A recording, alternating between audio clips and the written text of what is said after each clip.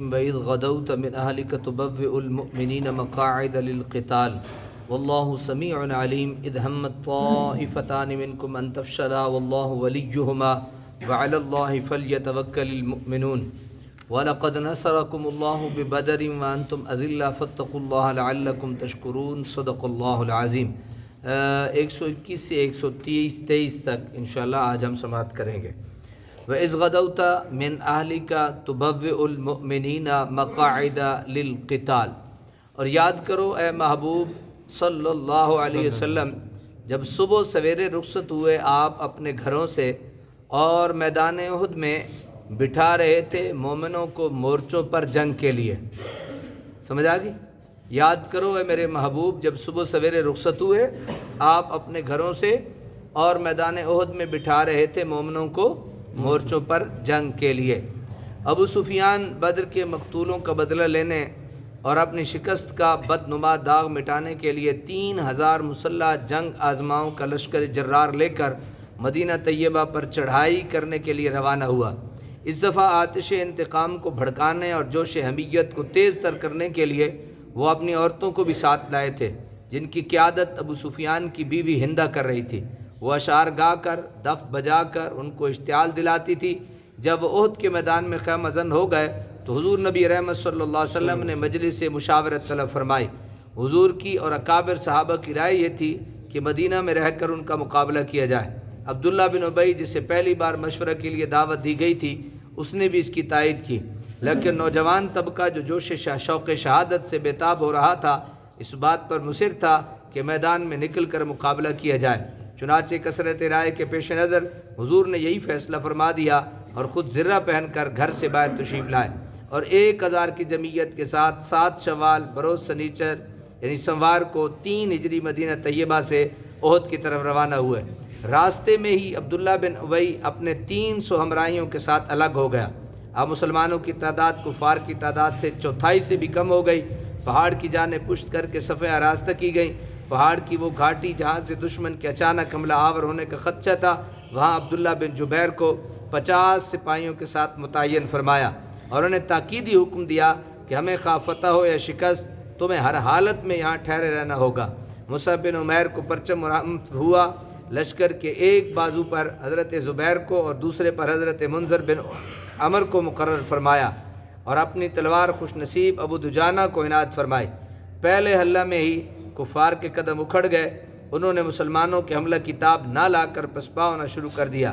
گھاٹی پر متعینہ دستہ نے جب دیکھا کہ اب کفار کو شکست ہو چکی ہے تو مال غنیمت حاصل کرنے کے لیے وہ وہاں سے دوڑے۔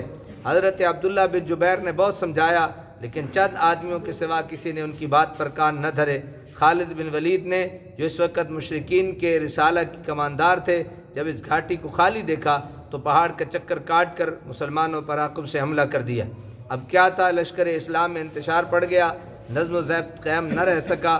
عبداللہ بن قمہ اور عتبہ نے اپنے چند ساتھیوں کے ساتھ حضور سرور دو عالم صلی اللہ علیہ وسلم پر حملہ کر دیا۔ حضور صلی اللہ علیہ وسلم کے دندان مبارک شہید ہو گئے، پیشانی اقدس اور روح انور زخمی ہو گیا، اور یہ افواہ بھی اڑ گئی کہ حضور صلی اللہ علیہ وسلم شہید ہو گئے، جس نے صحابہ کے رأس سے ہوش بھی اڑا دیے۔ لیکن جان نثار غلاموں کا ایک گروہ اس وقت بھی پروانہ وار نثار ہو رہا تھا۔ حضرت مصعب علمبردار نے حضور کے سامنے شہادت پائی۔ ان کے بعد پرچم حضرت سیدنا علی المرتضیٰ نے لے لیا۔ حضرت ابو دجانہ نے اپنے آپ کو حضور پر ڈھال بنا رکھا تھا، ہر تیر اپنی پشت پر روکتے۔ حضرت طلحہ تلوار کا ہر وار اپنے بازو پر روکتے۔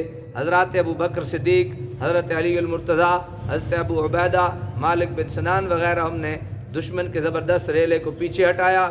جب ادھر ادھر میدان جنگ میں کفار سے مصروف پیکار مسلمانوں کو حضور کی سلامتی کی اطلاع ہوئی تو سب دوڑ کر حضور کے ارد گرد جمع ہو گئے اور کفار پھر اپنے اونٹوں پر سوار ہو کر مکہ کی طرف روانہ ہو گئے۔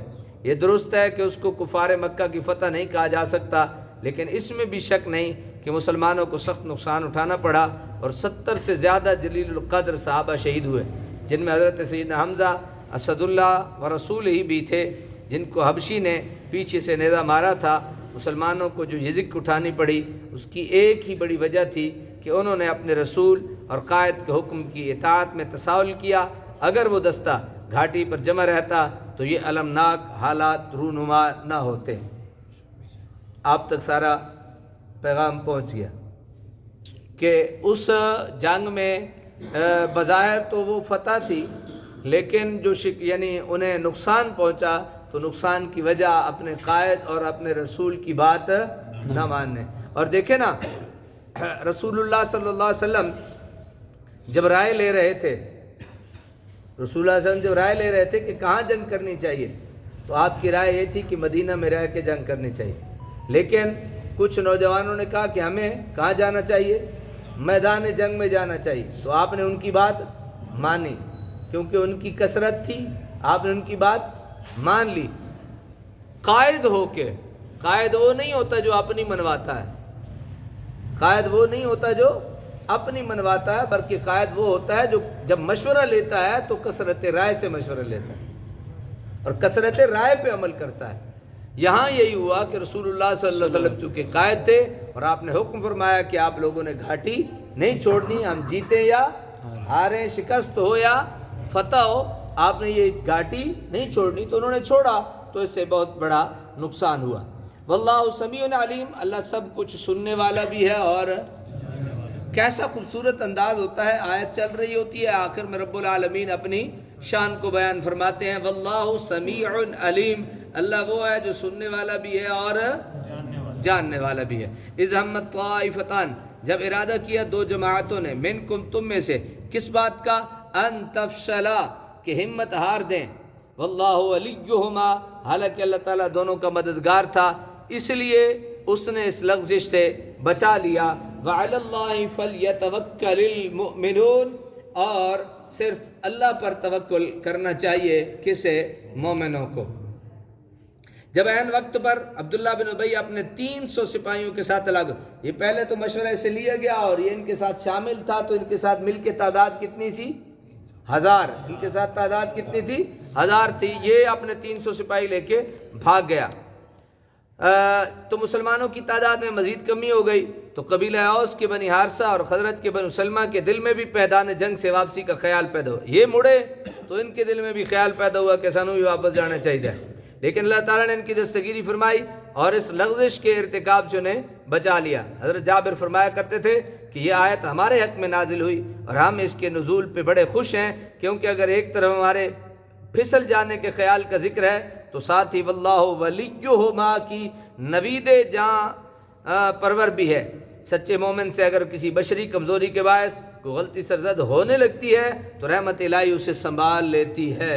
سبحان اللہ، مومن کی یہ نشانی ہے، اور مومن کو اللہ اکیلا نہیں چھوڑتا، بے شک، مومن کو اللہ اکیلا نہیں چھوڑتا۔